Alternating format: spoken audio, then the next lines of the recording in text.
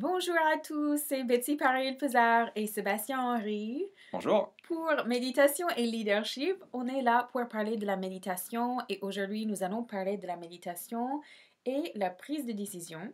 Je sais que tu es passionné par le Ah oui, ça me sujet. passionne, c'est vrai. Alors, en quoi est-ce que la méditation est reliée à la prise de décision plus juste? Alors, ce sont des thèmes qui ne sont pas vraiment fréquemment associés, mais je trouve que faire le lien est absolument passionnant parce que ce qui se passe généralement quand on prend une décision, par la façon dont on a été éduqué, c'est qu'on y réfléchit beaucoup et on pèse le pour, le contre, les arguments. Parfois, ben, on n'arrive pas à prendre une décision, c'est du 50-50, un matin c'est oui, l'autre c'est non. Et en fait, on tourne un petit peu en rond, ça nous mange de l'énergie. Et j'ai trouvé, alors j'ai pas inventé cela, il y a des gens qui m'ont transmis cette pratique, mais il y a un vrai intérêt à, face à une décision importante qu'on a à prendre, à apaiser le flot des pensées déjà. Voilà, et ça, la méditation nous aide précisément à ça.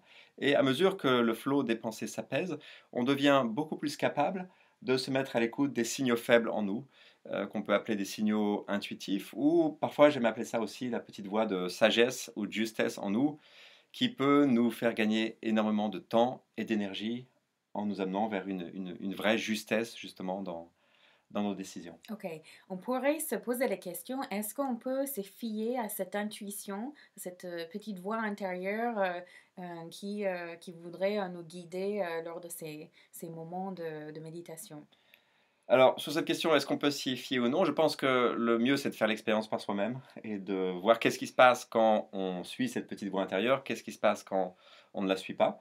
Donc, il n'y a pas de réponse absolue. Moi, je sais dans ma propre expérience que je ne peux pas trouver un seul exemple où l'avoir suivi, où j'ai regretté de l'avoir écouté, cette petite voix de sagesse et de justesse.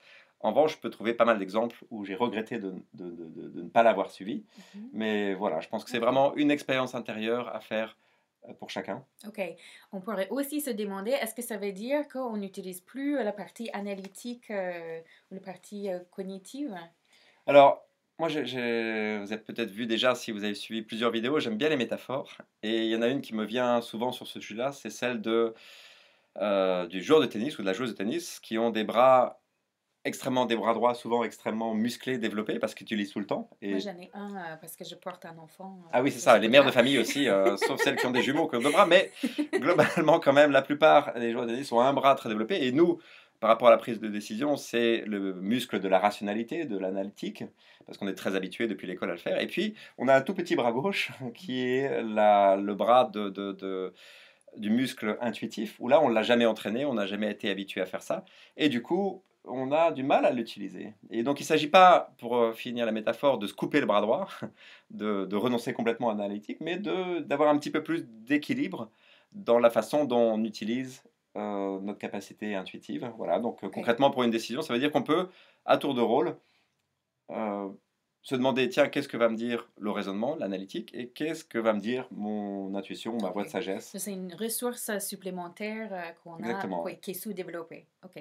Super. Merci beaucoup, Sébastien. Merci à vous tous d'avoir regardé et suivez-nous sur les vidéos de méditation et leadership. Il y a une suite. On va continuer à parler de la méditation.